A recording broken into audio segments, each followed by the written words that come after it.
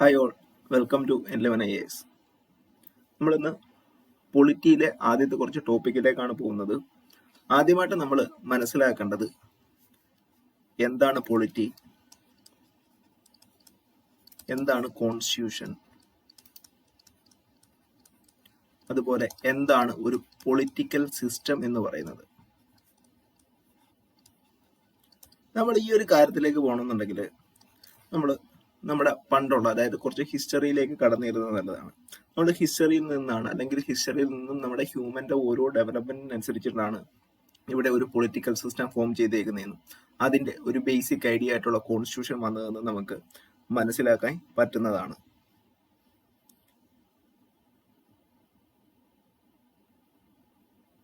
നമ്മളിപ്പോ political system നമ്മൾ ഒരു ഡെഫിനേഷൻ സൈഡിലേക്ക് നോക്കുകയാണെങ്കിൽ, പൊളിറ്റിക്കൽ സിസ്റ്റത്തിനെ പറ്റി പറയുകയാണെങ്കിൽ നമുക്ക് ഇതിനെ ഒരു സോഷ്യൽ ഇൻസ്റ്റിറ്റ്യൂഷൻ എന്ന രീതിയിലൊക്കെ പറയാൻ പറ്റും. ഈ ഒരു സോഷ്യൽ ഇൻസ്റ്റിറ്റ്യൂഷൻ നമ്മുടെ നാട്ടിലെ, അല്ലെങ്കിൽ ഗവേണൻസ് ഓഫ് സ്റ്റേറ്റ്, അതുപോലെ തന്നെ റിലേഷൻ വിത്ത് പീപ്പിൾ,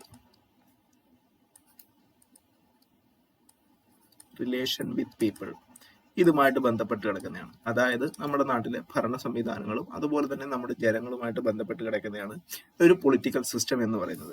എന്തുകൊണ്ട് ഒരു പൊളിറ്റിക്കൽ സിസ്റ്റം വേണം എന്നതിനെ പറ്റി നോക്കാം. അതായത് വർഷങ്ങൾക്ക് മുമ്പ് ഹ്യൂമൻസ് എല്ലാം ഡിഫറെന്റ് ആയിട്ട് സെറ്റിൽ ചെയ്തിട്ടുള്ള ആൾക്കാരായിരുന്നു. ആദ്യം നമുക്ക് ഹ്യൂമൻസ് എന്ന് പറയുന്നത് നൊമാഡിക് കണ്ടീഷൻസ് ആയിരുന്നു, അതായത് ഹണ്ടേഴ്സ് ആയിരുന്നു, ഗാദറേഴ്സ് ആയിരുന്നു. അതിനുശേഷം അവർ സെറ്റിൽഡ് ലൈഫിലേക്ക് വരികയാണ്. സെറ്റിൽഡ് ലൈഫിൽ വന്നതിന് ശേഷം അവര് ഒരു ഫാമിലി ആയിട്ട് താമസിക്കാൻ തുടങ്ങി. ഒരു ഹണ്ടർ ഗാദറർ, അതൊന്ന് നേരെ സെറ്റിൽഡ് ലൈഫിൽ നിന്നും ദേ ഫോംഡ് എ ഫാമിലി. ഫാമിലിയിൽ നിന്നും അവരൊരു ട്രൈബായിട്ട് താമസിക്കാൻ തുടങ്ങി. ആ ഒരു ട്രൈബിൽ നിന്നും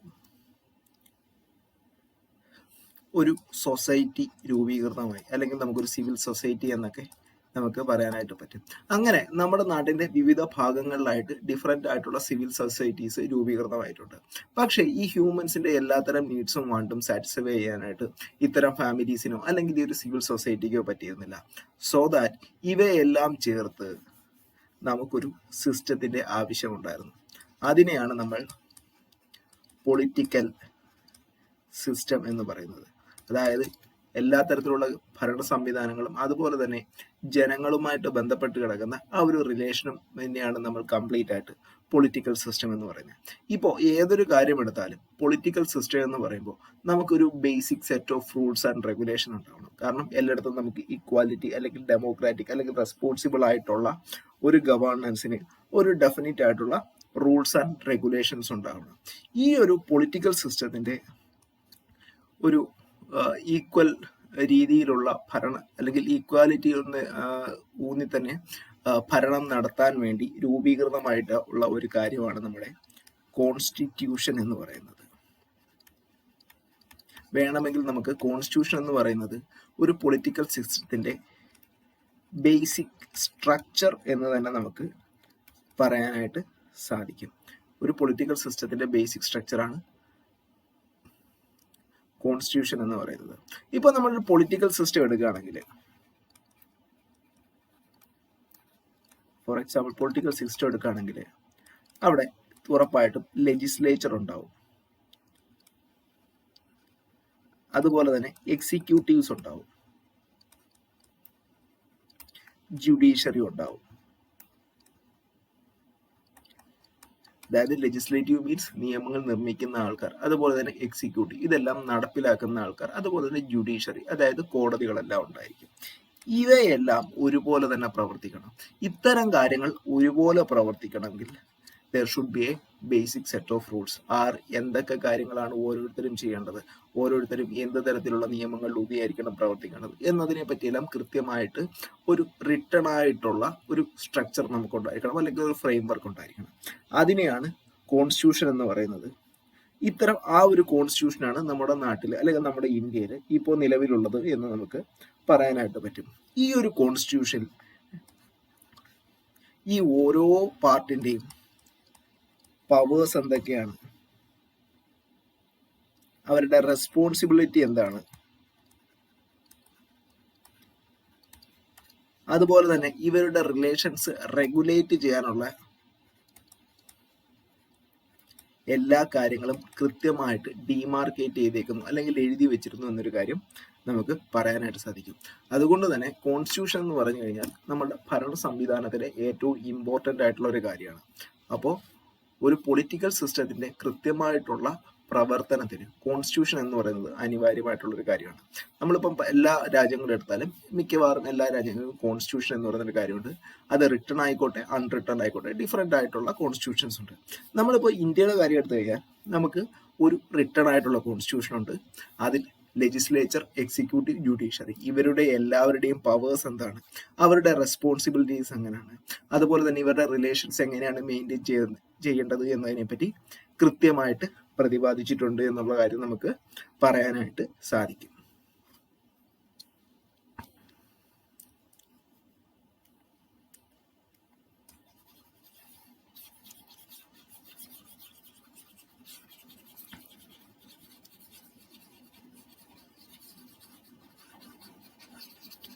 ഇനി നമ്മുടെ ഇന്ത്യൻ കോൺസ്റ്റിറ്റ്യൂഷൻ എടുക്കുകയാണ്. നമ്മുടെ ഇന്ത്യൻ കോൺസ്റ്റിറ്റ്യൂഷനിൽ ഇതുപോലെ ഓരോരുത്തരുടെ പവേഴ്സും അല്ലെങ്കിൽ അവരുടെ റെസ്പോൺസിബിലിറ്റീസും എങ്ങനെയാണ് ഡിമാർക്കേറ്റ് ചെയ്തിരിക്കുന്നതെന്ന് നമുക്ക് നോക്കാം. അതിന് നമുക്ക് നമ്മുടെ ഇന്ത്യൻ കോൺസ്റ്റിറ്റ്യൂഷന്റെ പാർട്സ് എന്തൊക്കെയാണെന്ന് നോക്കാം. Parts of Indian constitution. അതില് നമുക്ക് ഡിഫറെന്റ് ആയിട്ടുള്ള പാർട്സുകളുണ്ട്. അതായത് നമ്മുടെ ഇന്ത്യൻ കോൺസ്റ്റിറ്റ്യൂഷനെ ഡിഫറെന്റ് ആയിട്ട് വിഭാഗം ചെയ്തിട്ടുണ്ട്. അതിൽ തന്നെ ഡിഫറെന്റ് ആയിട്ടുള്ള കാര്യങ്ങളാണ് നമുക്ക് പറയുന്നത്. അതിൽ പാർട്ട് 1 എന്ന് പറയുന്നത് നമ്മുടെ ഇന്ത്യൻ ടെറിട്ടറിയെ കുറിച്ചാണ്. ഇന്ത്യ എന്ന് പറയുന്ന രാജ്യം എന്താണ്, ഏതൊക്കെ രീതിയിലാണ് ഇന്ത്യ, ഏതൊക്കെ ഭാഗങ്ങളാണ് ഇന്ത്യയുടെ ടെറിട്ടറി, അല്ലെങ്കിൽ എങ്ങനെയൊക്കെയാണ് ഇത് വന്നു ചേരുന്നത് എന്നതിനെ പറ്റിയാണ്. ഈ ഒരു കാര്യം പ്രതിപാദിക്കുന്നത് ആർട്ടിക്കിൾ 1 മുതൽ 4 വരെ ഉള്ളതിലാണ്. പാർട്ട് 2 എന്ന് പറയുന്നത് സിറ്റിസൺഷിപ്പിനെ കുറിച്ചാണ്. സിറ്റിസൺഷിപ്പ് ഇത് പ്രതിപാദിക്കുന്നത് ആർട്ടിക്കിൾ 5 to 11 വരെയാണ്. അതായത് ആർക്കൊക്കെ ഇന്ത്യയിലെ സിറ്റിസൺ ആവാം, ഏതൊക്കെ രീതിയിൽ സിറ്റിസൺ ആവാം, ഒരു സിറ്റിസന്റെ പ്രധാനപ്പെട്ട ധർമ്മങ്ങൾ എന്തൊക്കെയാണ്, അല്ലെങ്കിൽ സിറ്റിസൺഷിപ്പ് എങ്ങനെയൊക്കെ നഷ്ടപ്പെടാം എന്നുള്ള കാര്യങ്ങളെല്ലാം പ്രതിപാദിക്കുന്നത് ഭരണഘടനയിലെ പാർട്ട് 2 ആർട്ടിക്കിൾ 5 മുതൽ 11 വരെയുള്ള കാര്യങ്ങൾ വെച്ചിട്ടാണ്. പാർട്ട് 3 എന്ന് പറയുന്നത് നമ്മുടെ ഫണ്ടമെന്റൽ റൈറ്റ്സ് ആണ്. ഫണ്ടമെന്റൽ റൈറ്റ്സ് അതായത് നമ്മുടെ മൗലികമായ അവകാശങ്ങൾ. ഇത് പ്രതിപാദിക്കുന്നത് ആർട്ടിക്കിൾ 12 മുതൽ ആർട്ടിക്കിൾ 35 വരെയാണ്. ദെൻ പാർട്ട് 4 എന്ന് പറയുന്നത് DPSP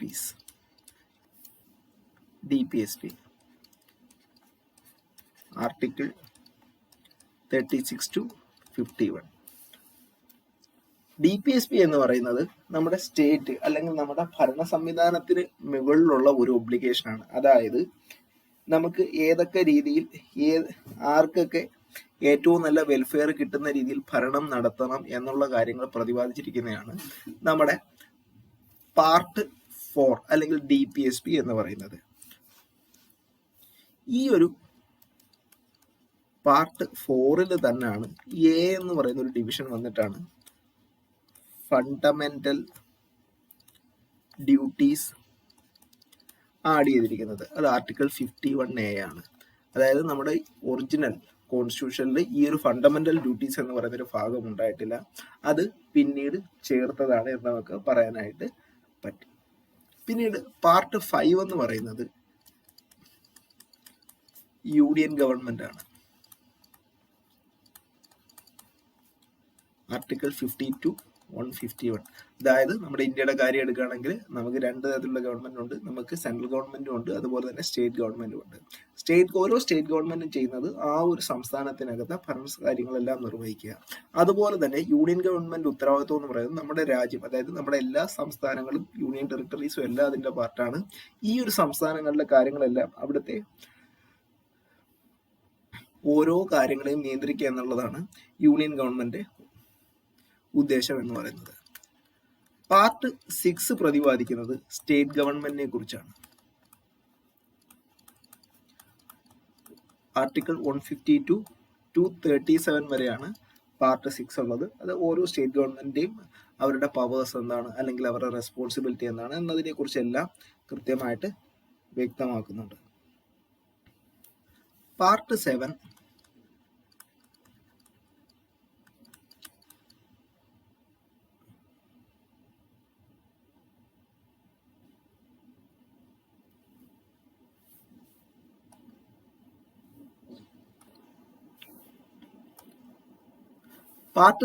നമ്മുടെ ഭരണഘടനയിൽ നിന്ന് എടുത്തു മാറ്റപ്പെട്ടതാണ്. അതായത് നമുക്ക് ആദ്യകാലത്തെ നമുക്കറിയാം ഒരു ബ്രിട്ടീഷ് ഭരണകാലം ഉണ്ടായിരുന്നു. അതിനുശേഷമാണ് നമ്മുടെ ഇന്ത്യക്ക് സ്വാതന്ത്ര്യം കിട്ടുന്നത്. ആ ഒരു ടൈം പീരീഡിൽ നമ്മുടെ ഓരോ സ്റ്റേറ്റിനെയും A, B, C എന്ന് പറഞ്ഞ് ഡിഫറെൻ്റ് ആയിട്ട് കാറ്റഗറൈസ് ചെയ്തിട്ടുണ്ടായിരുന്നു. ഈ ഒരു കാറ്റഗറൈസേഷന്റെ ഭാഗമായിട്ടാണ് ആക്ച്വലി നമ്മുടെ ഭരണഘടന നിലവിൽ വരുന്ന സമയത്ത് ഈ നിയമങ്ങളും അല്ലെങ്കിൽ അവരുടെ പവേഴ്സും എല്ലാ കാര്യങ്ങളും നിർമ്മിച്ചിട്ടുള്ളത്. ഈ പാർട്ട് 7 അന്നത്തെ കാലത്ത് ഡീൽ ചെയ്തിരുന്നത് B കാറ്റഗറി സ്റ്റേറ്റുമായിട്ട് ബന്ധപ്പെട്ടുള്ളതായിരുന്നു. പിന്നീട് 1956 സ്റ്റേറ്റ് റീഓർഗനൈസേഷൻ വന്ന സമയത്ത് ഈ ഒരു പാർട്ട് 7 എന്നുള്ളത് കംപ്ലീറ്റ് ആയിട്ട് റിപ്പീൽ ചെയ്തു, അല്ലെങ്കിൽ എടുത്തു മാറ്റപ്പെട്ടു എന്ന് നമുക്ക് പറയാം. പിന്നീട് വരുന്നത് പാർട്ട് 9 ആണ്, പാർട്ട് 8 ആണ്. ഇത് യൂണിയൻ ടെറിട്ടറിയുമായിട്ട് ബന്ധപ്പെട്ട പവേഴ്സും റെസ്പോൺസിബിലിറ്റിയും കുറിച്ചാണ് ഈ ഒരു പാർട്ടിൽ വ്യക്തമാക്കുന്നത്. ആർട്ടിക്കിൾ 239 മുതൽ 242 വരെയാണ് ഇത് വരുന്നത്. പിന്നീട് വരുന്നത് പാർട്ട് 9 ആണ്. അത് നമ്മുടെ ഇന്ത്യയിലെ പഞ്ചായത്തിനെ പറ്റിയുള്ള കാര്യങ്ങളാണ് ഇതിൽ വ്യക്തമാക്കുന്നത്. ആർട്ടിക്കിൾ 243 മുതൽ 243 വരെയാണ്. അതായത് ഈ ഒരു ആർട്ടിക്കിൾ 243 തന്നെയാണ് ഈ കാര്യങ്ങൾ പറഞ്ഞേക്കുന്നത്. അത് 243 A, B, C, D, E, F, G, H അങ്ങനെ ഡിഫറെൻ്റ് ആയിട്ടുള്ള പാർട്ടായിട്ടാണ് ഇതിൽ വ്യക്തമാക്കിയേക്കുന്നത്. ദെൻ പാർട്ട് 9 A പാർട്ടാണ്. അതായത് പാർട്ട് 9 തന്നെ A എന്ന് പറഞ്ഞൊരു പാർട്ട് ഉണ്ടാക്കിയിട്ട് അവിടെ മുനിസിപ്പാലിറ്റീസ് ഇതിനെ പറ്റിയുള്ള കാര്യങ്ങൾ പറഞ്ഞിരിക്കുന്നു. മുനിസിപ്പാലിറ്റീസ് ആർട്ടിക്കിൾ 243 P2 243 ZG വരെയാണ് ഇത് വ്യക്തമാക്കിയിരിക്കുന്നത്. ദെൻ പിന്നീട് പാർട്ട് 9 ബിയിൽ പറഞ്ഞിരിക്കുന്നത് നമ്മുടെ കോപ്പറേറ്റീവ് സൊസൈറ്റിയെ കുറിച്ചാണ്. അത് ആർട്ടിക്കിൾ 243 ZH മുതൽ 243 ZT വരെയാണ് ഇങ്ങനെയുള്ള കാര്യങ്ങൾ വ്യക്തമാക്കിയിരിക്കുന്നത്. ദെൻ പിന്നീട് നമ്മുടെ പാർട്ട് 10 പറയുന്നത് governance in scheduled and tribal areas. ഇത് വ്യക്തമാക്കുന്ന ആർട്ടിക്കിൾ എന്ന് പറയുന്നത് ആർട്ടിക്കിൾ 244 to 244A വരെയാണ്. അതായത് നമ്മുടെ സാധാരണ ഇപ്പോൾ നമ്മൾ പറയുകയാണെന്നുണ്ടെങ്കിൽ ബ്രിട്ടീഷുകാർ ഇന്ത്യ വിട്ട പോയ സമയത്ത് നമുക്ക് പറയാൻ പറ്റുന്നത് ഇന്ത്യ എന്ന് പറയുന്നത് ഒരു ഡ്യൂവലിസ്റ്റിക് ആയിട്ടുള്ള ഒരു കൺട്രി ആയിരുന്നു. അതായത് നമ്മുടെ നാടിന്റെ ചില ഭാഗങ്ങളിൽ മാത്രം വികസനം വന്നു, മറ്റ് ചില ഭാഗങ്ങളിൽ വികസനം എത്തിയിട്ടില്ല. അങ്ങനെയുള്ള നിരവധിയായിട്ടുള്ള പ്രശ്നങ്ങൾ ഉണ്ടായിരുന്നു. അതുപോലെ തന്നെ ഈ ട്രൈബലും അല്ലെന്നുണ്ടെങ്കിൽ ഈ ഒരു പ്രൊട്ടക്റ്റഡ് ആയിട്ടുള്ള കമ്മ്യൂണിറ്റീസ് എല്ലാം അവരുടെ ഭാഗങ്ങളിൽ അല്ലെങ്കിൽ ആ ഒരു റൂറൽ ഏരിയാസിൽ അല്ലെങ്കിൽ ഒരു ഡെവലപ്ഡ് സ്റ്റേജിലേക്ക് വരാത്തുള്ള ആൾക്കാരാണ്. അപ്പോൾ അവരെ കൃത്യമായിട്ട് പ്രൊട്ടക്റ്റ് ചെയ്യേണ്ടത് നമ്മുടെ ഭരണ സംവിധാനത്തിന്റെ ആവശ്യമാണ്. അതുകൊണ്ടാണ് പാർട്ട് 10 എന്ന് പറയുന്ന ഒരു കാര്യം നമ്മുടെ ഇന്ത്യൻ കോൺസ്റ്റിറ്റ്യൂഷനിൽ ഉൾപ്പെടുത്തിയിരിക്കുന്നത് എന്ന് നമുക്ക് പറയാനായിട്ട് സാധിക്കും.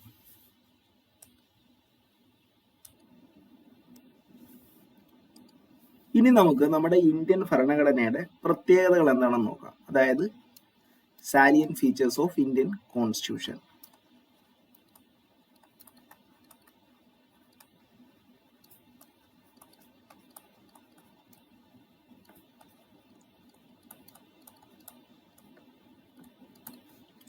അതിൽ ആദ്യത്തെ നമുക്ക് പറയാൻ പറ്റുന്നത് ഇത് ലെങ്തിയസ്റ്റ് റിട്ടൺ കോൺസ്റ്റിറ്റ്യൂഷൻ എന്നാണ്.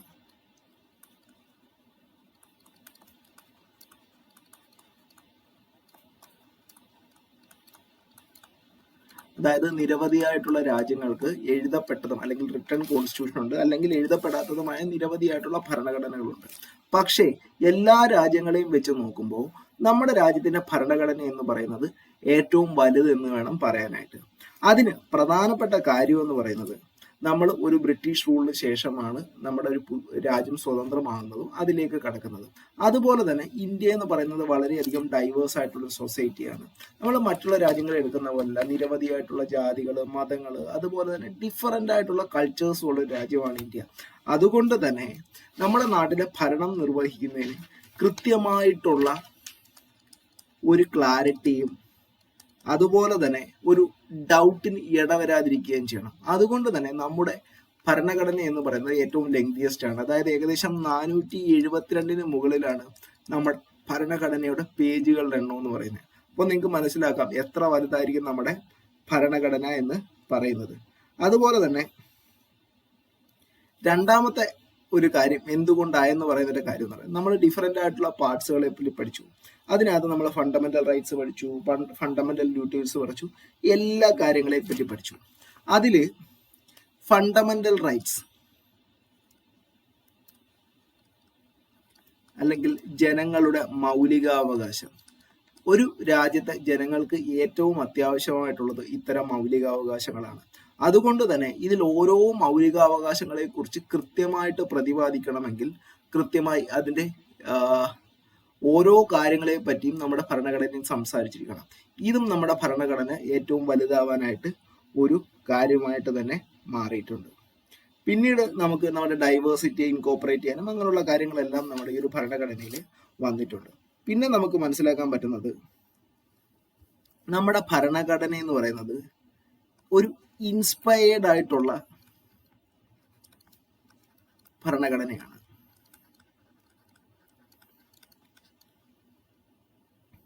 അതായത് ഈ ഒരു ഇൻസ്പയർഡ് ആയിട്ടുള്ള ഭരണഘടന എന്ന് പറയാനുള്ള പ്രധാനപ്പെട്ട കാരണം എന്ന് പറഞ്ഞു കഴിഞ്ഞാൽ, ഇതിനകത്ത് എടുത്തേക്കുന്ന മിക്ക കാര്യങ്ങളും ഗവൺമെന്റ് ഓഫ് ഇന്ത്യ ആക്ട് 1935 നിന്നുള്ളതാണ്. അതായത് 1935 എന്ന് പറയുമ്പോൾ ഇന്ത്യ ബ്രിട്ടീഷ് റൂളിലായിരുന്നു. അതേപോലെ തന്നെ ബ്രിട്ടീഷുകാർ കൊണ്ടുവന്ന, ബ്രിട്ടീഷുകാരുടെ ഭാഗമായിട്ട്, അവരുടെ ഭരണഭാഗമായിട്ട് കൊണ്ടുവന്ന ഒരു പാർട്ടാണ് ഗവൺമെന്റ് ഓഫ് ഇന്ത്യ ആക്ട് 1935 എന്ന് പറയുന്നത്. അതുകൊണ്ട് തന്നെ ഇതിനകത്ത് ഈ ഒരു നമ്മുടെ ഭരണഘടനയിൽ ഇതിന്റെ പ്രധാനപ്പെട്ട പല ഭാഗങ്ങളും, അല്ലെങ്കിൽ ഈ ഒരു ഗവൺമെന്റ് ഓഫ് ഇന്ത്യ ആക്ട് 1935 പല ഭാഗങ്ങളും കാണാൻ പറ്റും.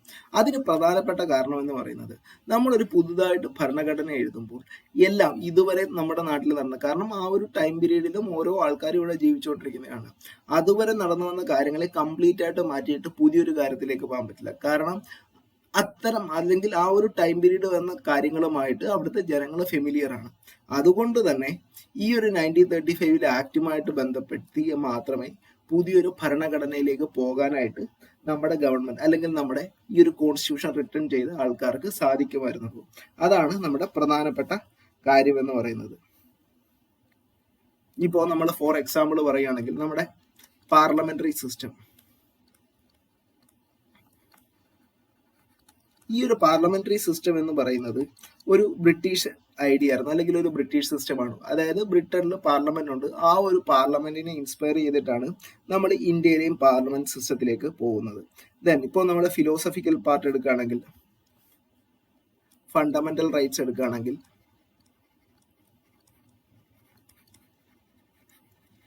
It is derived from USA.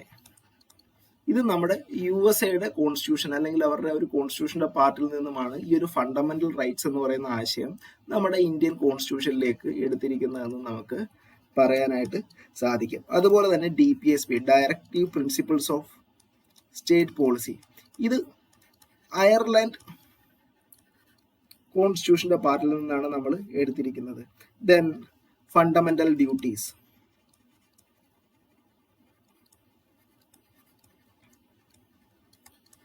ഇത് റഷ്യൻ അതുപോലെ തന്നെ ജപ്പാന്റെ എല്ലാം ആശയങ്ങളെ നമ്മൾ നമ്മുടെ ഭരണഘടനയിലേക്ക് കൊണ്ടുവന്നതാണ്. ഇപ്പോൾ നമ്മൾ ഇനി പറയുകയാണെങ്കിൽ യൂണിയൻ ഗവൺമെന്റ് അതുപോലെ തന്നെ state government, union list, state list, concurrent list ഇവയെല്ലാം വന്നിരിക്കുന്നത് ഓസ്ട്രേലിയൻ കോൺസ്റ്റിറ്റ്യൂഷനിൽ നിന്നാണ്. അതായത് ഏതെല്ലാം രാജ്യങ്ങളിൽ മികച്ച ഭരണഘടനയുണ്ടോ അതിന്റെ മികച്ച ഭാഗങ്ങൾ ഇന്ത്യയിലെ ജനങ്ങൾക്ക് കിട്ടണമെന്ന് നമ്മുടെ കോൺസ്റ്റിറ്റ്യൂഷൻ മേക്ക് ചെയ്ത ആൾക്കാർ ചിന്തിച്ചിരുന്നു. അതുകൊണ്ടാണ് ഇത്തരം കാര്യങ്ങൾ നമ്മുടെ ഇന്ത്യയിലേക്ക് എത്തിയത്, ഒരു ഇൻസ്പയർ ചെയ്തത്. അല്ലെങ്കിൽ നമുക്ക് പറയാൻ പറ്റും it is ransacked from other constitution അല്ലെങ്കിൽ കോൺസ്റ്റിറ്റ്യൂഷൻ ഫ്രം അതർ കൺട്രീസ് എന്നൊരു കാര്യങ്ങൾ നമുക്ക് പറയാനായിട്ട് പറ്റും. അതുകൊണ്ട് തന്നെ നമ്മുടെ കോൺസ്റ്റിറ്റ്യൂഷൻ എന്ന് പറയുന്നത് ഒരു ഇൻസ്പയർഡ് ആയിട്ടുള്ള ഒരു എലാബറേറ്റീവ് ആയിട്ടുള്ള കോൺസ്റ്റിറ്റ്യൂഷൻ എന്ന് നമുക്ക് പറയാനായിട്ട് പറ്റും. നമ്മുടെ കോൺസ്റ്റിറ്റ്യൂഷന്റെ അടുത്ത പ്രത്യേകത എന്ന് പറയുന്നത്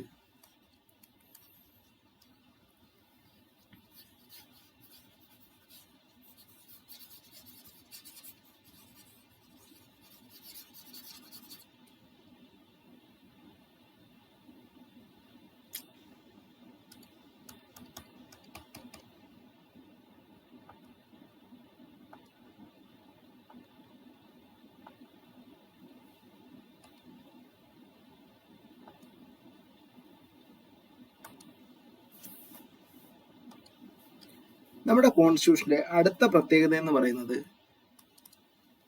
റിജിഡിറ്റി ആൻഡ് ഫ്ലെക്സിബിലിറ്റി ആണ്.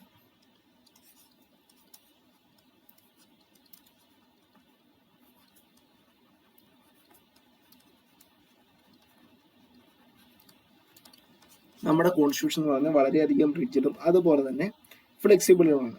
ഇത് പറയാനുള്ള പ്രധാനപ്പെട്ട കാരണം എന്ന് പറയുന്നത് നമ്മുടെ കോൺസ്റ്റിറ്റ്യൂഷൻ നമുക്ക് യൂണിയൻ ഗവൺമെന്റ് ഉണ്ട്, അതുപോലെ തന്നെ സ്റ്റേറ്റ് ഗവൺമെന്റ് ഉണ്ട്, അതുപോലെ തന്നെ നമ്മുടെ ലോക്കൽ ഗവൺമെന്റ്സ്, ഇതെല്ലാം ലോക്കൽ ഗവൺമെന്റ്സ് എല്ലാം നമുക്ക് പിന്നീടാണ്.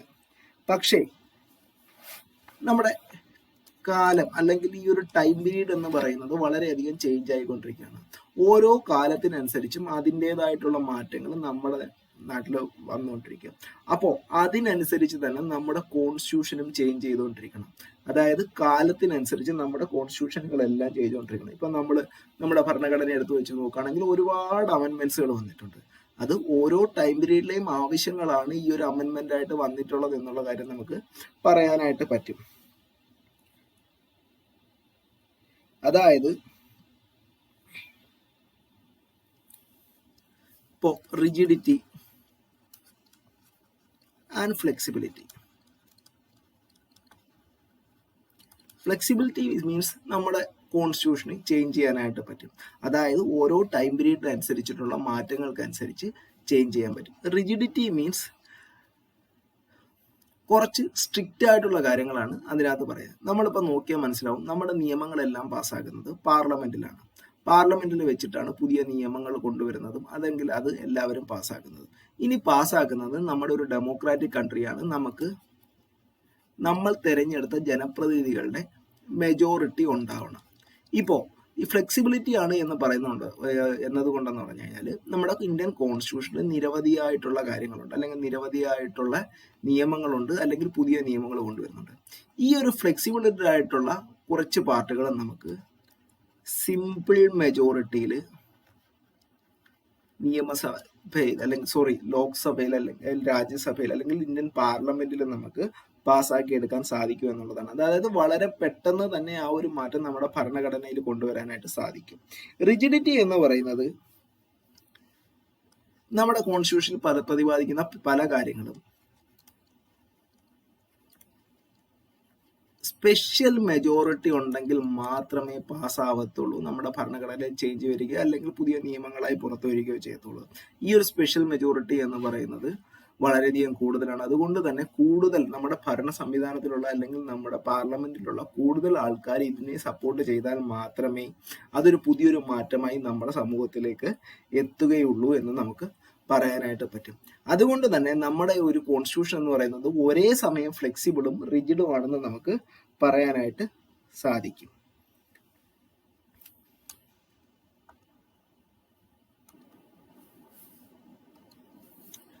പിന്നീട് നമുക്ക് പറയാൻ പറ്റുന്ന പ്രത്യേകത എന്ന് പറയുന്നത് നമ്മുടെ ഇന്ത്യൻ കോൺസ്റ്റിറ്റ്യൂഷൻ എന്ന് പറയുന്നത് ഒരേ സമയം തന്നെ യൂണിറ്ററി ഫീച്ചേഴ്സ് ഉള്ളതും അതുപോലെ തന്നെ ഫെഡറൽ ഫീച്ചേഴ്സ് ഉള്ളത് എന്ന് തന്നെ പറയാനായിട്ട് പറ്റും. യൂണിറ്ററി എന്ന് പറഞ്ഞാൽ നമുക്കൊരു ഏകാധിപത്യം അല്ലെങ്കിൽ ഒരു സെൻട്രലൈസേഷൻ എന്ന് നമുക്ക് പറയാനായിട്ട് പറ്റും. ഫെഡറൽ ഫീച്ചർ എന്ന് വെച്ചാൽ ഡിവിഷൻ ഓഫ് പവേഴ്സ് അല്ലെങ്കിൽ നമുക്കൊരു ഡീസെൻട്രലൈസേഷൻ എന്ന് പറയുന്ന ഒരു ആസ്പെക്റ്റിലേക്ക് പറയാൻ പറ്റും. ഇന്ത്യൻ ഭരണഘടന എടുത്താൽ നിരവധിയായിട്ടുള്ള യൂണിറ്ററി ആയിട്ടുള്ള ഫീച്ചേഴ്സ് ഉണ്ട്. അതായത് ഇപ്പോൾ സിറ്റിസൺഷിപ്പ് എടുത്താലും അല്ലെങ്കിൽ ജുഡീഷ്യറി സിസ്റ്റം എടുത്താലും സുപ്രീം കോടതിയുടെ കാര്യം എടുത്താലും ഇതെല്ലാം നമ്മുടെ ഒരു യൂണിറ്ററി ഫീച്ചറാണ്. അതായത് ഏറ്റവും ഫൈനൽ ഡിസിഷൻ ആ ഒരു സെൻട്രൽ ബോഡിയിൽ നിന്ന് മാത്രമായിരിക്കും ഉണ്ടാവുക. അല്ലെങ്കിൽ സിംഗിൾ സിറ്റിസൺഷിപ്പ് എന്ന് പറഞ്ഞു കഴിഞ്ഞാൽ നമ്മുടെ ഇന്ത്യയിലുള്ള ഒരു സിറ്റിസണിന് മറ്റൊരു രാജ്യത്തെ അല്ലെങ്കിൽ ഡബിൾ സിറ്റിസൺഷിപ്പ് എടുക്കാനായിട്ട് സാധിക്കില്ല.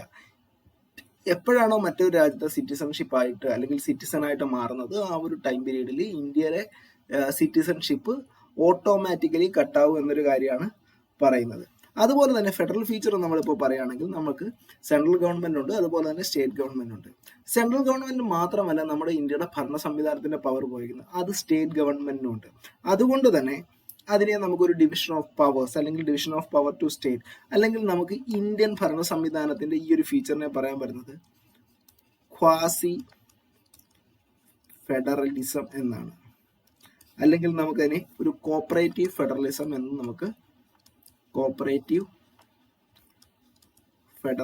എന്ന് നമുക്ക് പറയാനായിട്ട് പറ്റും. ദെൻ അടുത്തതെന്ന് പറയുന്നത് പാർലമെന്ററി സോവർണിറ്റി ആൻഡ് ജുഡീഷ്യൽ സുപ്രീമസിയാണ്.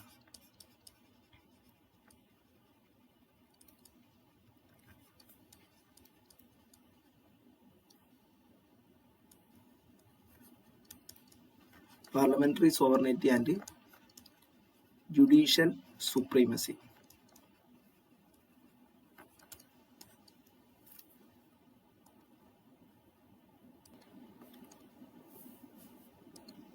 ഇന്ത്യയിലെ പാർലമെന്ററി സോവർണിറ്റി അതുപോലെ തന്നെ ജുഡീഷ്യൽ സുപ്രീമസിയെ കുറിച്ചും പറയുകയാണെങ്കിൽ പാർലമെന്ററി സോവർണിറ്റി എന്ന് പറഞ്ഞാൽ നമ്മുടെ മിക്കവാറും നിയമങ്ങളെല്ലാം അല്ലെങ്കിൽ എല്ലാത്തരം നിയമങ്ങളെല്ലാം പാസ്സാവുന്നത് നമ്മുടെ പാർലമെന്റിലാണ്. അപ്പോൾ നമ്മുടെ പാർലമെന്റിന് പുതിയ നിയമങ്ങൾ കൊണ്ടുവരാനും അതിനനുസരിച്ച് ഭരണഘടനയിൽ മാറ്റം വരുത്താനും അല്ലെങ്കിൽ പുതിയ അമെൻമെന്റ്സ് കൊണ്ടുവരാനും സാധിക്കും. പക്ഷേ ഇത്തരം കാര്യങ്ങളെല്ലാം റിവ്യൂ ചെയ്യാനായിട്ട് ഇത്തരം പല കാര്യങ്ങളും റിവ്യൂ ചെയ്യാനായിട്ട് നമ്മുടെ ജുഡീഷ്യറിക്ക് അധികാരമുണ്ടായിരിക്കും. അതാണ് നമ്മുടെ കോൺസ്റ്റിറ്റ്യൂഷന്റെ ഏറ്റവും വലിയ പ്രത്യേകത എന്ന് പറയുന്നത്. നമ്മൾ ഇൻസ്പയർഡ് ചെയ്ത് പല കോൺസ്റ്റിറ്റ്യൂഷനും ഇൻസ്പയർഡ് ചെയ്തു എന്നൊരു കാര്യം പറഞ്ഞു. ഇപ്പൊ നമ്മൾ ബ്രിട്ടനിലെ കോൺസ്റ്റിറ്റ്യൂഷൻ എടുത്തു കഴിഞ്ഞാൽ അവിടെ പാർലമെന്ററി സോവർണിറ്റി തന്നെയാണ്. കാരണം അവിടെ പാസ്സാക്കുന്ന നിയമങ്ങൾ ഒരു റിവ്യൂയിലേക്ക് കൊണ്ടുവരാൻ അവിടുത്തെ കോടതികൾക്കൊന്നും അധികാരമില്ല. പക്ഷേ ഇപ്പോൾ നമ്മൾ കോടതിയുടെ കാര്യം പറഞ്ഞാൽ US എടുക്കുകയാണെന്നുണ്ടെങ്കിൽ അവിടുത്തെ US കോടതി അല്ലെങ്കിൽ ഈ ഒരു ജുഡീഷ്യറി സിസ്റ്റം എന്ന് പറയുന്നത് വളരെയധികം സ്ട്രിക്റ്റ് ആണ്. അപ്പോൾ ഈ രണ്ട് രാജ്യങ്ങളുടെയും റിട്ടണും അൺറിട്ടണുമായിട്ടുള്ള കോൺസ്റ്റിറ്റ്യൂഷൻ കൃത്യമായി പഠിച്ചതിന് ശേഷം ഒരു കൃത്യമായിട്ടുള്ള ഭരണ സംവിധാനമാണ് ഈ ഒരു നമ്മുടെ ഭരണഘടനയിലൂടെ ഇവിടെ ഇംപ്ലിമെന്റ് ചെയ്തിരിക്കുന്നത് നമുക്ക് പറയാനായിട്ട് പറ്റും. അതായത് പാർലമെന്റിന് നിയമങ്ങൾ പാസ്സാക്കാനും അതുപോലെ തന്നെ അമെൻമെന്റ് കൊണ്ടുവരാനുള്ള അധികാരമുണ്ടായിരിക്കും. പക്ഷേ ഇത്തരം കാര്യങ്ങൾ റിവ്യൂ ചെയ്യാനും നമ്മുടെ ജുഡീഷ്യറി സിസ്റ്റത്തിനും അധികാരമുണ്ടായിരിക്കും. അതായത് പാർലമെന്റ് എന്തെങ്കിലും തെറ്റായ നിയമങ്ങൾ കൊണ്ടുവന്നാലും അതിനെ റിവ്യൂ ചെയ്ത് ആ തെറ്റായ കാര്യങ്ങൾ പറയാനും നമ്മുടെ ജുഡീഷ്യറിക്ക് അധികാരമുണ്ടായിരിക്കും എന്നതാണ് സാരം എന്ന് പറയുന്നത്. അതൊരു ബെറ്റർ ആയിട്ടുള്ള വളരെയധികം ബെറ്റർ അല്ലെങ്കിൽ ഒരു ബെസ്റ്റ് ആയിട്ടുള്ള ഒരു കോൺസ്റ്റിറ്റ്യൂഷന്റെ പ്രത്യേകതയായിട്ട് നമുക്ക് പറയാനായിട്ട് പറ്റുന്നതാണ്. പിന്നീട് വരുന്നൊരു ഫീച്ചറാണ് സിറ്റിസൺഷിപ്പ് എന്ന് പറയുന്നത്. നമ്മൾ ഓൾറെഡി പറഞ്ഞതാണ്, ഇന്ത്യ അഡോപ്റ്റ് ചെയ്തേക്കുന്ന ഒരു സിംഗിൾ സിറ്റിസൺഷിപ്പാണ് വിത്ത് ഈക്വൽ റൈറ്റ്സ്. അതായത് നമ്മുടെ പൗരന്മാരെല്ലാം ഈക്വൽ ആണ്, എല്ലാവർക്കും ഈക്വൽ റൈറ്റ്സ് ആണുള്ളത്. അതുപോലെ തന്നെ നമ്മുടെ ഇന്ത്യ രാജ്യത്ത് ഒരാൾ സിറ്റിസൺഷിപ്പ് എടുത്തെങ്കിൽ അതിൽ പലതരത്തിലും നമുക്ക് ഇവിടെ സിറ്റിസൺഷിപ്പ് ആവാം, അല്ലെങ്കിൽ ബൈ ബർത്ത് വരാം, അല്ലെങ്കിൽ രജിസ്ട്രേഷനിലേക്ക് വരാം, അല്ലെങ്കിൽ നാച്ചുറലൈസേഷനിൽ കൂടെ വരാം. ഡിഫറെന്റ് ആയിട്ടുള്ള കാര്യങ്ങളുണ്ട്. അത് നമ്മുടെ വരുന്ന ഭാഗങ്ങളിൽ നമ്മൾ വ്യക്തമാക്കുന്നതാണ്. ഒരു പൗരൻ സിറ്റിസൺ ആയി കഴിഞ്ഞാൽ മറ്റൊരു രാജ്യത്തും അദ്ദേഹത്തിന് സിറ്റിസൺ ആയി മാറാനായിട്ട് സാധിക്കില്ല എന്നുള്ളതാണ്. ഒരു മേ ബി അങ്ങനെ ഒരു സിറ്റിസൺ ആയിട്ട് മാറിക്കഴിഞ്ഞാൽ ഇന്ത്യയുടെ സിറ്റിസൺഷിപ്പ് എന്ന് പറയുന്നത് സ്വാഭാവികമായിട്ടും നഷ്ടപ്പെടും. അല്ലെങ്കിൽ തന്നെ ഒരു സിറ്റിസണിനെ ഒരു പുറത്താക്കാനുള്ള അധികാരവും നമ്മുടെ രാജ്യത്തിന് ഉണ്ടായിരിക്കും എന്നുള്ളതാണ്. പിന്നീട് വരുന്ന ഏറ്റവും വലിയൊരു ഫീച്ചറാണ് ഫണ്ടമെന്റൽ റൈറ്റ്സ് എന്ന് പറയുന്നത്. ഫണ്ടമെന്റൽ റൈറ്റ്സ് ജനങ്ങളുടെ മൗലികാവകാശം. നമ്മളിപ്പോ ജസ്റ്റിസിനെ പറ്റി സംസാരിക്കണമെങ്കിൽ നമുക്ക് നിരവധിയായിട്ടുള്ള ജസ്റ്റിസുകളുണ്ട്. അതായത് സോഷ്യൽ ജസ്റ്റിസ്, സാമൂഹിക നീതി, അതുപോലെ തന്നെ economic justice, then political justice. നമ്മുടെ ഭരണഘടന കൃത്യമായിട്ട് പ്രതിപാദിച്ചിരിക്കുന്നത് നമ്മുടെ പൊളിറ്റിക്കൽ ജസ്റ്റിസിനെ കുറിച്ചാണ്. ഈ ഒരു പൊളിറ്റിക്കൽ ജസ്റ്റിസിനെ അപ്ഹോൾഡ് ചെയ്യാൻ വേണ്ടി അല്ലെങ്കിൽ ഉയർത്തിപ്പിടിക്കാൻ വേണ്ടിയാണ് ഇത്തരത്തിലുള്ള ഫണ്ടമെന്റൽ റൈറ്റ്സും കാര്യങ്ങളെല്ലാം നമ്മുടെ ഭരണഘടനയിൽ കൊണ്ടുവന്നിരിക്കുന്നത് നമുക്ക് പറയാം. ഈ ഒരു ഭരണഘടനയിൽ ഈ ഒരു ഫണ്ടമെന്റൽ റൈറ്റ്സിലൂടെ എല്ലാ ജനങ്ങൾക്കും ഈക്വാലിറ്റിയും ഫ്രീഡവും അതുപോലെ തന്നെ റിലീജിയനും അവരുടെ റിലീജിയൻ ഡെവലപ്പ് ചെയ്യുന്നതിന് വേണ്ടിയും അതുപോലെ തന്നെ മൈനോറിറ്റീസിന് വേണ്ടിയിട്ടുള്ള നിരവധിയായിട്ടുള്ള ആശയങ്ങളാണ് കൊണ്ടുവന്നിരിക്കുന്നത് എന്ന് പറയാം. ഇത്തരം ഫണ്ടമെന്റൽ റൈറ്റ്സ് ഒന്നും ഒരിക്കലും അബ്സല്യൂട്ട് എന്ന് പറയാൻ പറ്റില്ല. അതായത് പൂർണ്ണമായിട്ടും അവരുടെ നിയന്ത്രണത്തിൽ, ജനങ്ങളുടെ നിയന്ത്രണത്തിൽ കൊണ്ടുവരാൻ പറ്റത്തില്ല. അവിടെ സർട്ടൺ റെസ്ട്രിക്ഷൻസ് ഉണ്ടാവും. അത് ഗവൺമെന്റ് തീരുമാനിക്കുന്നതിനനുസരിച്ച് ചില പ്രത്യേക സാഹചര്യങ്ങളിൽ നിരവധിയായിട്ടുള്ള റെസ്ട്രിക്ഷൻസ് കൊണ്ടുവരാനും നമ്മുടെ ഗവൺമെന്റിന് സാധിക്കും, അല്ലെങ്കിൽ നമ്മുടെ ഭരണ സംവിധാനത്തിന് സാധിക്കും എന്നുള്ളതാണ്. ആ ഒരു കാര്യം കൃത്യമായിട്ട് ഭരണഘടനയിൽ പറഞ്ഞിട്ടുണ്ട്. അതായത് നമ്മുടെ ഫണ്ടമെന്റൽ റൈറ്റ്സ് ഒന്നും അബ്സല്യൂട്ട് അല്ല. അത് ചില റീസണബിൾ റെസ്ട്രിക്ഷൻ കാരണം മേ ബി അത് കട്ട് ചെയ്യാൻ സാധിക്കും എന്നുള്ളതാണ്. അതുപോലെ തന്നെ ഈ ഒരു ഫണ്ടമെന്റൽ റൈറ്റ്സ് ജസ്റ്റിസിബിൾ ആണ്. അതായത് നമുക്ക് എപ്പോഴെങ്കിലും നമ്മുടെ മൗലികാവകാശം ലംഘിക്കപ്പെട്ട് കഴിഞ്ഞാൽ നമുക്ക് നേരിട്ട് കോടതിയെ സമീപിക്കാനുള്ള അധികാരം ഉണ്ടായിരിക്കും എന്നുള്ളതാണ് ഈ ഒരു ഫണ്ടമെന്റൽ റൈറ്റ്സിന്റെ പ്രത്യേകത എന്ന് പറയുന്നത്. പിന്നീട് നമുക്ക് പറയാൻ പറ്റുന്നത് DPSPയെ കുറിച്ചാണ്. DPSP എന്ന് പറയുന്നത് നമ്മുടെ ഫണ്ടമെന്റൽ റൈറ്റ്സ് പറഞ്ഞു, അതായത് എല്ലാ ജനങ്ങൾക്കും ഈക്വലായി അല്ലെങ്കിൽ ഒരു പൊളിറ്റിക്കൽ ജസ്റ്റിസ് കൊടുക്കാനാണ് ഈ ഒരു DPSP എന്ന് പറയുന്നത്. പക്ഷെ ഈ ഒരു DPSP എന്ന് പറഞ്ഞു കഴിഞ്ഞാൽ കുറച്ച് ഒബ്ലിഗേഷൻസ് ഓൺ ഗവൺമെന്റ് ആണ്. അതായത് പോസിറ്റീവ് ഒബ്ലിഗേഷൻ ഓഫ് ഗവൺമെന്റ് എന്നൊക്കെ നമുക്ക് പറയാൻ പറ്റും. അതായത് അവിടുത്തെ ജനങ്ങളുടെ വെൽഫെയറിന് വേണ്ടിയിട്ട് നിരവധിയായിട്ടുള്ള കാര്യങ്ങൾ ചെയ്യാനായിട്ട് ഗവൺമെന്റിനോട് അല്ലെങ്കിൽ ഗവൺമെന്റ് മുന്നിൽ വെക്കുന്ന ചില ആശയങ്ങളാണ് ഇത്തരം DPSPയിലുള്ളത്. അതിന് പ്രധാനമായിട്ടും നമുക്ക് ഗാന്ധിയൻ ആശയങ്ങളുണ്ട്, അതുപോലെ തന്നെ സോഷ്യലിസ്റ്റിക് ആശയങ്ങളുണ്ട്, അതുപോലെ തന്നെ ലിബറൽ ഇന്റലക്ച്വൽ ആയിട്ടുള്ള ആശയങ്ങളെല്ലാം ഉണ്ട്. ഇത്തരം ആശയങ്ങളെല്ലാം ഗവൺമെന്റിന് മുന്നിൽ അല്ലെങ്കിൽ ഗവൺമെന്റിന്റെ മുന്നിലുള്ള ഒരു ഒബ്ലിഗേഷനാണ്. അതായത് ഓരോ നിയമങ്ങളും പോളിസികളും കൊണ്ടുവരുന്ന സമയത്ത് അവർ കൃത്യമായിട്ട് ഇത്തരം DPSPയിലുള്ള കാര്യങ്ങളും മനസ്സിലാക്കി വേണം ഇത്തരം കാര്യങ്ങളെല്ലാം അല്ലെങ്കിൽ നിയമങ്ങളും അല്ലെങ്കിൽ പുതിയ പോളിസികളും കൊണ്ടുവരാൻ എന്നുള്ള കാര്യമാണ് പറയുന്നത്. ഇപ്പോ ഇതിനെയാണ് നമ്മൾ DPSPs എന്ന് പറയുന്നത്. പിന്നീട് നമുക്ക് പറയാനുള്ളത് ഫണ്ടമെന്റൽ ഡ്യൂട്ടീസ് ആണ്.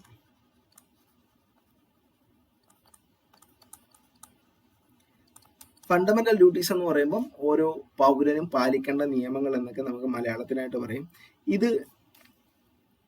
ഇതും നമ്മുടെ സ്റ്റേറ്റിന് എതിരെയുള്ള ഒരു ഒബ്ലിഗേഷൻ ആണ്. It's an obligation towards state.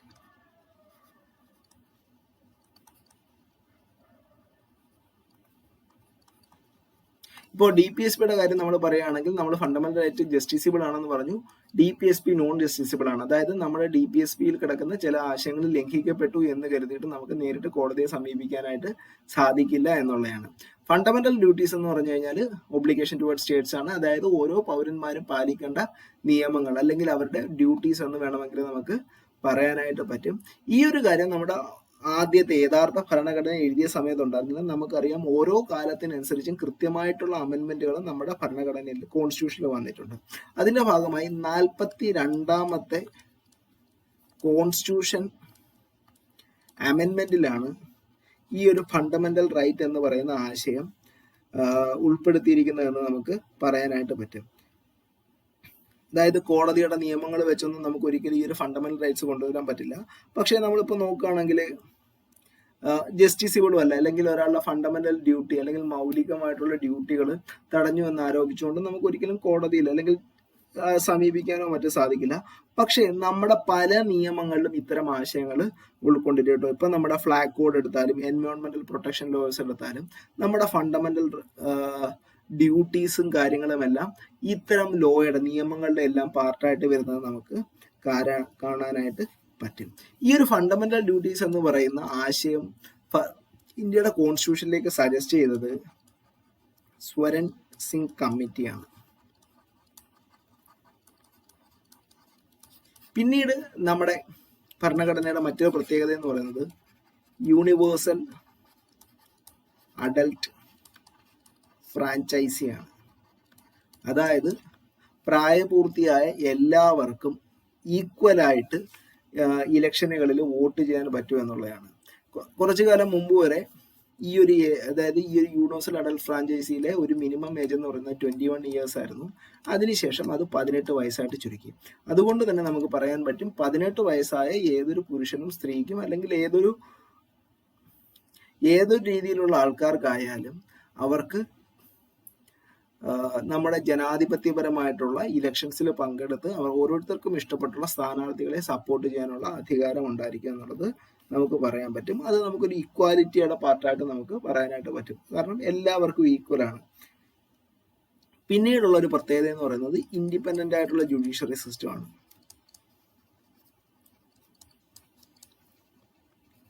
നമ്മുടെ ഇന്ത്യയുടെ ഗവർണൻസിന് പ്രധാനമായിട്ടും 3 പില്ലേഴ്സ് ആണുള്ളത്: ലെജിസ്ലേറ്റീവ്, എക്സിക്യൂട്ടീവ്, ജുഡീഷ്യറി. ഈ ഒരു ഇന്ത്യൻ ജുഡീഷ്യറിയിൽ ലെജിസ്ലേറ്റീവിനോ എക്സിക്യൂട്ടീവിനോ യാതൊരു രീതിയിലും ഇൻട്രോഗേറ്റ് ചെയ്യാനുള്ള ഒരു അധികാരം ഉണ്ടായിരിക്കില്ല. ജുഡീഷ്യറിയുടെ അധികാരം എന്ന് പറയുന്നത് ഇൻഡിപെൻഡന്റ് ആയിരിക്കും. അവർക്ക് സ്വയം പ്രവർത്തിക്കാനുള്ള കഴിവുണ്ടായിരിക്കും എന്നതാണ് വലിയൊരു പ്രത്യേകത. അപ്പോൾ ഇപ്പറഞ്ഞ കാര്യങ്ങളാണ് നമ്മുടെ ഭരണഘടനയുടെ പ്രധാനപ്പെട്ട സാലിയന്റ് ഫീച്ചേഴ്സ് എന്ന് പറയുന്നത്, അല്ലെങ്കിൽ അടിസ്ഥാന സ്വഭാവം എന്ന് നമ്മൾ പറയുന്നത്.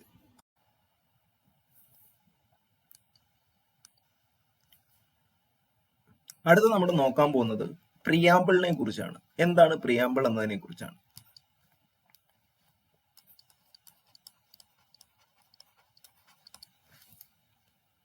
നമ്മളിപ്പോൾ നോക്കുകയാണെങ്കിൽ നമ്മളൊരു ബുക്ക് വായിക്കാൻ എടുക്കുമ്പോൾ അതിന് ആദ്യം നമ്മൾ തുടങ്ങുന്നത് ആമുഖത്തിലാണ്. അതായത് എന്താണ് ആ ബുക്ക്, ആ ബുക്കിൽ ഏതൊക്കെ കാര്യങ്ങളാണ് പറഞ്ഞിരിക്കുന്നത്, ആ കാര്യങ്ങൾ എവിടെയെല്ലാമാണ് ഉള്ളത് എന്നുള്ള കാര്യങ്ങൾ കൃത്യമായി പറഞ്ഞിട്ടുണ്ട്. ഈ പ്രിയാമ്പിളിനെ നമുക്ക് ഒരു ഭരണഘടനയുടെ ആമുഖം എന്നൊരു രീതിയിൽ നമുക്ക് പറയാനായിട്ട് പറ്റും. അതായത് നമ്മുടെ ഭരണഘടന എന്ത് തരം ഫിലോസഫിയിൽ ഊന്നിയിട്ടുള്ളതാണ്, അതുപോലെ തന്നെ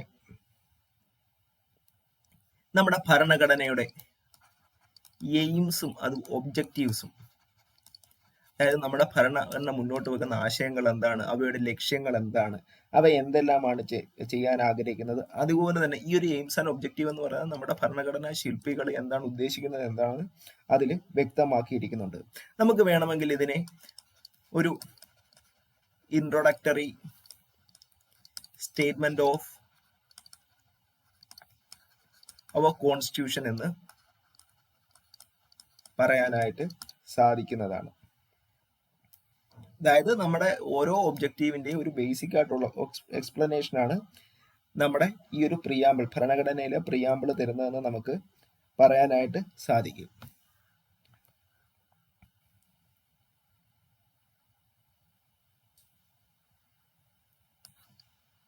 ഇനി ഈ ഒരു ഭരണഘടനയുടെ പ്രിയാമ്പിൾ നമുക്ക് അമെൻഡ് ചെയ്യാൻ പറ്റുമോ? അല്ലെങ്കിൽ നമുക്കറിയാം, നമ്മൾ കഴിഞ്ഞ കുറച്ച് മുമ്പത്തെ ക്ലാസ്സിൽ പറഞ്ഞതാണ്, അതായത് നമുക്ക് നമ്മുടെ ഭരണഘടനയുടെ ഓരോ കാര്യങ്ങളും അമെൻഡ് ചെയ്യാം. അതായത് ഓരോ കാലത്തിനനുസരിച്ച മാറ്റങ്ങൾക്കനുസരിച്ച് മാറ്റം കൊണ്ടുവരാൻ സാധിക്കുമെന്ന്.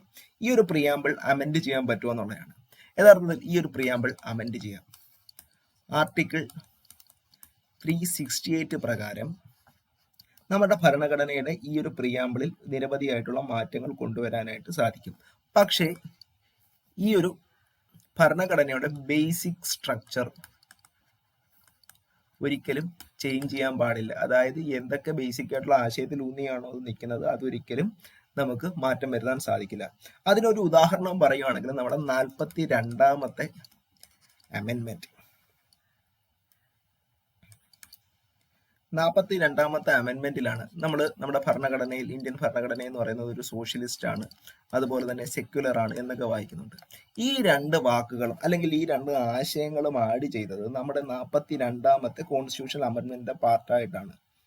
ഈ ഒരു വാക്കുകൾ റീപ്ലേസ് ചെയ്തത് യൂണിറ്റി ഓഫ് ദി നേഷൻ എന്നുള്ളതാണ്. അതായത് യൂണിറ്റി ഓഫ് ദി നേഷൻ എന്നായിരുന്നു നേരത്തെ ഭരണഘടനയിൽ ആലേഖനം ചെയ്തിരുന്നത്.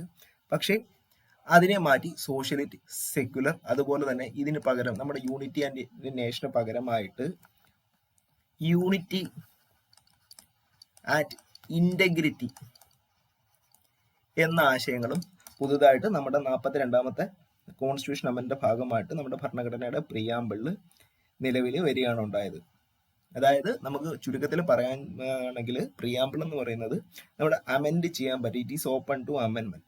ഇപ്പോൾ നമുക്ക് നിരവധിയായിട്ടുള്ളതിന് ശേഷമുള്ള കേസുകളിൽ മിനർവ മില്ല് കേസിലെല്ലാം നമ്മുടെ ഒരു പ്രിയാമ്പിൾ അമെൻഡ് ചെയ്യാൻ എന്ന് പറ്റുന്ന കാര്യങ്ങളെല്ലാം നമുക്ക് വ്യക്തമായിട്ടുണ്ട്. പല കോടതി ഉത്തരവുകളിലൂടെ നമുക്ക് വ്യക്തമാക്കിയിട്ടുള്ള കാര്യങ്ങളാണ്. ഇനി നമ്മുടെ പ്രിയാമ്പിൾ, ഈ ഒരു പ്രിയാമ്പിളിൽ എന്തൊക്കെ കാര്യങ്ങളാണ് നമ്മൾ പറഞ്ഞു? ആമുഖമാണ്. അതായത് ഭരണഘടനയിൽ എന്തെല്ലാമാണ് വ്യക്തമാക്കിയിരിക്കുന്നത് എന്നുള്ള കാര്യങ്ങളാണ് പറഞ്ഞേക്കുന്നതെന്നാണ് നമ്മൾ പറഞ്ഞത്. ഇനി എന്തൊക്കെ കാര്യങ്ങളാണെന്ന് നമുക്ക് വ്യക്തമായിട്ട് ഒന്നുകൂടെ മനസ്സിലാക്കാൻ പറ്റുന്നതാണ്.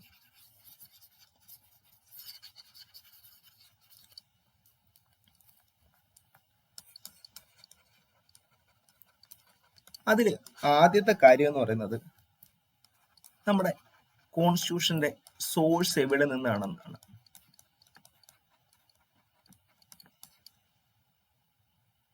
അതായത് നമ്മുടെ കോൺസ്റ്റിറ്റ്യൂഷൻ എവിടെ നിന്നെല്ലാമാണ് എടുത്തിട്ടുള്ളത്, അല്ലെങ്കിൽ അതിന്റെ ബേസിക് ഐഡിയ എവിടെ നിന്നാണ് വന്നിട്ടുള്ളത്. ഇത് ആക്ച്വലി നമ്മൾ പറയുകയാണെങ്കിൽ നമ്മുടെ സോഴ്സ് ഓഫ് കോൺസ്റ്റിറ്റ്യൂഷൻ എന്ന് പറയുന്നത് നമ്മുടെ ജനങ്ങൾക്കിടയിൽ നിന്നാണ്. അതായത് നമ്മുടെ ജനങ്ങൾക്ക് ആവശ്യമുള്ളത് എന്താണോ അതിനനുസരിച്ചാണ് നമ്മുടെ കോൺസ്റ്റിറ്റ്യൂഷൻ മേക്ക് ചെയ്തിരിക്കുന്നതെന്ന് നമുക്ക് പറയാനായിട്ട് പറ്റും. രണ്ടാമത്തെ കാര്യം എന്ന് പറയുന്നത് ടൈപ്പ് ഓഫ് പൊളിറ്റിയാണ്. ഏത് തരത്തിലുള്ള പൊളിറ്റിക്സ് ആണ് അല്ലെങ്കിൽ പൊളിറ്റിയാണ് ഇവിടെ നിലനിൽക്കേണ്ടത് എന്നുള്ളതും, എന്താണ് ഈ ഒരു പൊളിറ്റിയുടെ ഒബ്ജക്റ്റീവ് എന്നുള്ളത്. ഒബ്ജക്റ്റീവ് ഓഫ് പൊളിറ്റി എന്തൊക്കെയായിരിക്കണം, അതിന്റെ ഒബ്ജക്റ്റീവ് ഏത് രീതിയിലായിരിക്കണം എന്നുള്ളതാണ് നമ്മൾ വ്യക്തമാക്കുന്നത് പ്രിയാമ്പിളിലൂടെ. നാലാമത്തെ കാര്യം എന്ന് വെച്ചാൽ നമ്മുടെ ഭരണഘടനയുടെ ഡേറ്റ് ഓഫ് അഡോപ്ഷൻ, അല്ലെങ്കിൽ എന്നാണ് നമ്മുടെ ഭരണഘടന നിലവിൽ വരുന്നത് എന്നുള്ള കാര്യങ്ങളാണ് പ്രിയാമ്പിളിൽ പറയുന്നത്. ഇപ്പോൾ നമ്മുടെ ഭരണഘടന നോക്കുകയാണെങ്കിൽ നമ്മൾ സോഴ്സ് ഓഫ് കോൺസ്റ്റിറ്റ്യൂഷൻ എന്ന് പറഞ്ഞു. നമ്മുടെ ഭരണഘടനയിൽ 2 വേർഡ്സ് നമുക്ക് ശ്രദ്ധിക്കാൻ പറ്റും. അതായത് ആ ഭരണഘടന ഓപ്പൺ ചെയ്യുന്ന വേർഡും അതുപോലെ തന്നെ ക്ലോസ് ചെയ്യുന്ന വേർഡും. ഭരണഘടന ഓപ്പൺ ചെയ്യുന്ന വേർഡ് എന്ന് പറയുന്നത് വി എന്നുള്ളതാണ്. V the people of India, അതായത് നമ്മൾ ഇന്ത്യയിലെ ജനങ്ങൾ എന്നുള്ളതാണ്. അതായത് ജനങ്ങൾക്ക് വേണ്ടി ഉണ്ടാക്കിയ ഒരു ഭരണഘടന എന്നുള്ള കാര്യം നമുക്ക് പറയാനായിട്ട് സാധിക്കും. V the people of India എന്ന് പറഞ്ഞാണ് നമ്മുടെ ഭരണഘടന തുടങ്ങുന്നതും അതുപോലെ തന്നെ അവസാനിക്കുന്നതും. അതുകൊണ്ട് തന്നെ ഇന്ത്യയുടെ ജനങ്ങൾക്ക് വേണ്ടി നമ്മളാൽ തന്നെ എഴുതപ്പെട്ട ഒരു ഭരണഘടനയാണ് നമുക്കുള്ളത് എന്ന് നമുക്ക് പറയാനായിട്ട് പറ്റും. അതുപോലെ തന്നെ നമ്മൾ പറയുകയാണെങ്കിൽ ഇന്ത്യയുടെ ഡ്രാഫ്റ്റിംഗ് കമ്മിറ്റിയുടെ ചെയർമാൻ അല്ലെങ്കിൽ നമ്മുടെ ഭരണഘടനയുടെ നിർമ്മാതാവായ ഡോക്ടർ BR അംബേദ്കറും പറഞ്ഞിരിക്കുന്നത്, അതായത് നമ്മുടെ ഈ ഒരു ഭരണഘടനയുടെ യഥാർത്ഥ അടിവേരുകൾ എന്ന് പറയുന്നത് നമ്മുടെ ജനങ്ങൾ തന്നെയാണ്. അവർക്ക് വേണ്ടി അവരാൽ നിർമ്മിക്കപ്പെട്ട ഒരു ഭരണഘടന എന്ന് തന്നെയാണ് പറഞ്ഞേക്കുന്നത്. രണ്ടാമത്തത് പറയുന്നത് ടൈപ്പ് ഓഫ് പൊളിറ്റി, ഏത് തരത്തിലുള്ള ഭരണ സംവിധാനമായിരിക്കണം നമ്മുടെ നാട്ടിൽ ഉണ്ടായിരിക്കേണ്ടതെന്നുള്ളതാണ്. അതിന് പ്രധാനമായിട്ടും പറയുന്ന 4 ആശയങ്ങളാണ് sovereign, socialist, secular and democratic.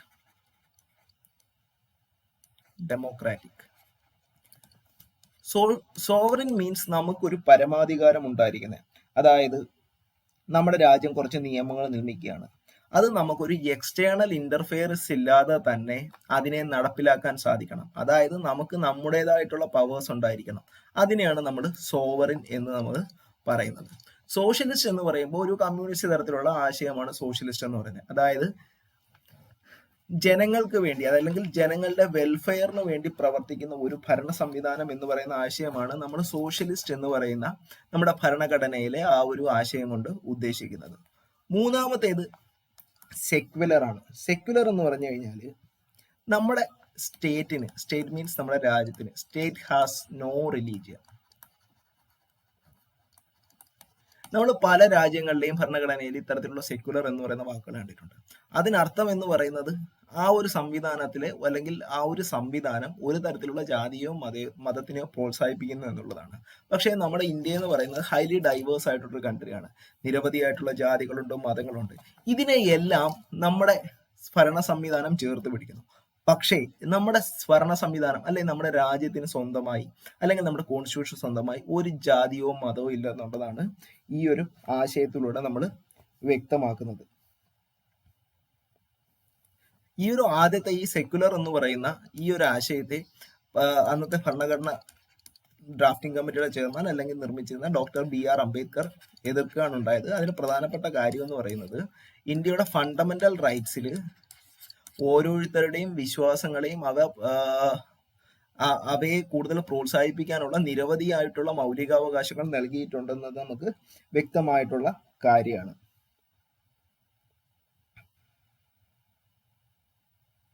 Okay, നാലാമത്തെ വാക്കെന്ന് പറയുന്നത് ഡെമോക്രാറ്റിക് ആണ്. അതായത് ജനാധിപത്യം. ജനങ്ങൾക്ക് വേണ്ടി ജനങ്ങളാൽ തിരഞ്ഞെടുക്കുന്ന ആൾക്കാർ. അതായത് നമ്മളിപ്പം നമ്മുടെ ഇപ്പം ഓരോ സ്റ്റേറ്റിന്റെയും മുഖ്യമന്ത്രി ആയാലും അല്ലെങ്കിൽ പ്രൈം മിനിസ്റ്റർ ആയാലും നമ്മൾ വോട്ട് ചെയ്ത് ഇലക്ഷനിലൂടെയാണ് ഇവരെല്ലാം അധികാരത്തിലെത്തുന്നത്. ഇന്ത്യയുടെ കാര്യത്തിൽ രണ്ട് തരത്തിലുള്ള ഡെമോക്രാറ്റിക് ആണ് നടക്കുന്നത്, ഡയറക്റ്റും ഇൻഡയറക്റ്റും. ഇന്ത്യ ഡയറക്റ്റ് ഡെമോക്രസിയും ഇൻഡയറക്റ്റ് ഡെമോക്രസിയും പ്രൊമോട്ട് ചെയ്യുന്ന ഒരു രാജ്യമാണ്. ഡയറക്റ്റ് ഡെമോക്രസി എന്ന് പറഞ്ഞു കഴിഞ്ഞാൽ സപ്പോസ് നമ്മളിപ്പം നോക്കാം, നമ്മൾ ഇപ്പം കേരളമാണ്. കേരളത്തിൽ നമുക്ക് ഇലക്ഷൻ നടക്കുകയാണ്, നിയമസഭ ഇലക്ഷൻ നടക്കുകയാണ്. ഏകദേശം 140ഓളം ജനപ്രതിനിധികളുണ്ട്. ഇവരെല്ലാം ഓരോ കോൺസ്റ്റിറ്റ്യൂഷൻ അസംബ്ലി മണ്ഡലങ്ങളിലുള്ള ഓരോ ജനങ്ങളും തെരഞ്ഞെടുത്തിട്ടാണ് ഇവർ ഒരു MLA എന്ന രീതിയിൽ അധികാരത്തിൽ വരുന്നത്. അവിടെ ലാർജസ്റ്റ് പാർട്ടിയുടെ ഏറ്റവും വലിയ നേതാവ് അവിടുത്തെ മുഖ്യമന്ത്രിയായിട്ട് മാറും. അതിനെയാണ് നമ്മളൊരു ഡയറക്റ്റ് ഇലക്ഷൻ എന്ന് പറയുന്നത്. അത് ജനങ്ങൾ തെരഞ്ഞെടുക്കുന്ന ആൾക്കാരാണ്. പക്ഷെ ഒരു ഇൻഡയറക്റ്റ് ഇലക്ഷൻ എന്ന് പറയുന്നത് നമ്മൾ തെരഞ്ഞെടുക്കുന്ന ജനപ്രതിനിധികൾ മറ്റൊരാളെ തിരഞ്ഞെടുക്കും. അതിനെയാണ് ഇൻഡയറക്റ്റ് ഇലക്ഷൻ എന്ന് പറയുന്നത്. സപ്പോസ് നമ്മുടെ പ്രസിഡന്റിന്റെ ഇലക്ഷൻ എന്ന് പറയുന്നത് നമ്മൾ ജനങ്ങളല്ല നേരിട്ട് തിരഞ്ഞെടുക്കുന്നത്. നമ്മൾ തിരഞ്ഞെടുത്ത ജനപ്രതിനിധികൾ നമുക്ക് വേണ്ടിയിട്ടാണ് തെരഞ്ഞെടുപ്പ് അല്ലെങ്കിൽ തെരഞ്ഞെടുപ്പിൽ പങ്കാളികളാകുന്നത്. അതിനെയാണ് നമ്മൾ ഇൻഡയറക്റ്റ് ഇലക്ഷൻ എന്ന് പറയുന്നത്.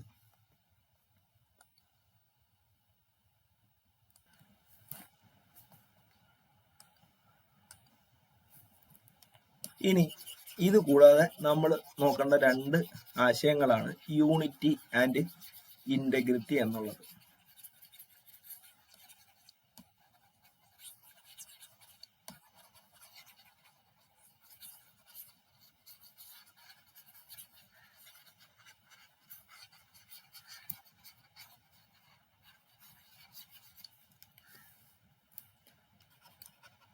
Unity and integrity. എന്തുകൊണ്ടായിരിക്കും ഇത്തരം രണ്ട് ആശയങ്ങൾ നമ്മുടെ ഭരണഘടനയിൽ ഉൾപ്പെടുത്തിയെന്ന് നമുക്കൊന്ന് ആലോചിച്ച് നോക്കാം. അതായത് ഇന്ത്യ വളരെ ഡൈവേഴ്സ് ആയിട്ടുള്ള ഒരു കൺട്രി. നമ്മൾ സൗത്ത് ഇന്ത്യ എടുത്തു കഴിഞ്ഞാൽ കേരള, തമിഴ്നാട്, ആന്ധ്രാപ്രദേശ്, കർണാടക, അങ്ങനെ നിരവധിയായിട്ടുള്ള സംസ്ഥാനങ്ങളുണ്ട്. പിന്നെ നോർത്ത് ഇന്ത്യ ഉണ്ട്.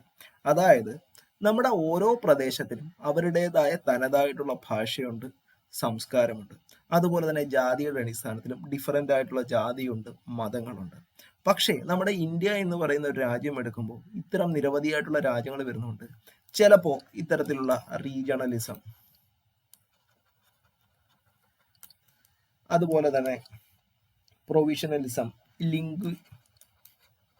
ലിംഗ്വിസിസം, അതായത് ഭാഷാപരമായിട്ടുള്ള വിവേചനങ്ങൾ, ഇങ്ങനെയുള്ള കാര്യങ്ങൾ, അല്ലെങ്കിൽ റീജിയണൽസ്, ഇങ്ങനെയുള്ള കാര്യങ്ങളെല്ലാം ഡെവലപ്പ് ചെയ്യാൻ കാരണം അത് സ്വാഭാവികമായിട്ടും വരുന്നതാണ്. അതായത് സ്വന്തം കൾച്ചറിനോടും സ്വന്തം ജാതിയോടും മതത്തിനോടും എല്ലാവർക്കും ഒരു ചെറിയ മമത ഏത് സമയത്തും വെച്ചു പുലർത്താറുണ്ട്.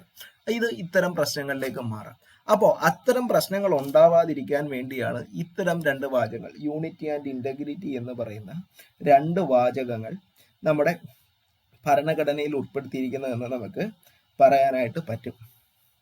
ഇനി എന്തുകൊണ്ട് ഈ ഒരു പ്രിയാമ്പിൾ എന്ന് പറയുന്നത് ഇമ്പോർട്ടൻ്റ് ആവുന്നു?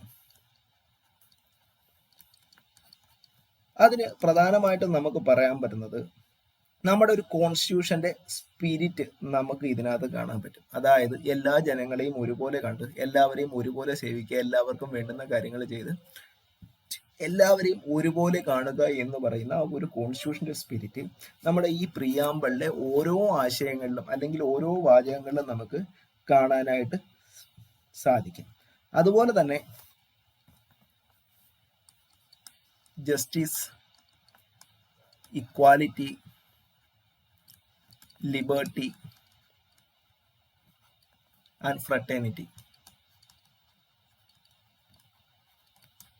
ഇപ്പോൾ ജസ്റ്റിസ് തന്നെ സോഷ്യൽ ജസ്റ്റിസ് ഉണ്ട്, പൊളിറ്റിക്കൽ ജസ്റ്റിസ് ഉണ്ട്, അതുപോലെ തന്നെ എക്കണോമിക് ജസ്റ്റിസ് ഉണ്ട്, നിരവധിയായിട്ടുള്ള നീതികളുണ്ട്. അപ്പോൾ ഇത്തരം ആശയങ്ങൾ ജനങ്ങളിലേക്ക് എത്തിച്ച് ഒരു പുതിയ തലമുറ അല്ലെങ്കിൽ ഒരു പുതിയ ഇന്ത്യയെ വാർത്തെടുക്കുക എന്നതായിരുന്നു നമ്മുടെ ഭരണകർത്താക്കൾ അല്ലെങ്കിൽ നമ്മുടെ കോൺസ്റ്റിറ്റ്യൂഷൻ മേക്കേഴ്സിന്റെ ഉദ്ദേശം എന്ന് പറയുന്നത്. അപ്പോൾ പ്രിയാമ്പിൾ എന്ന് പറയുന്നത് വളരെയധികം ഇമ്പോർട്ടൻ്റ് ആണ്. ജനങ്ങൾക്കുള്ളിലേക്ക് നമ്മുടെ കോൺസ്റ്റിറ്റ്യൂഷന്റെ സ്പിരിറ്റും എന്താണ് ജനങ്ങളിലൂടെ എത്തേണ്ട ജനങ്ങളിൽ നിന്ന് പുറത്തേക്ക് വരേണ്ട ആശയങ്ങൾ എന്നതിനെ പറ്റിയെല്ലാം നമ്മുടെ ഭരണഘടന വ്യക്തമായിട്ട് പ്രതിപാദിച്ചിട്ടുണ്ട്. പുതിയൊരു സെഷനുമായിട്ട് വീണ്ടും കാണാം. അതുവരേക്കും താങ്ക് യു.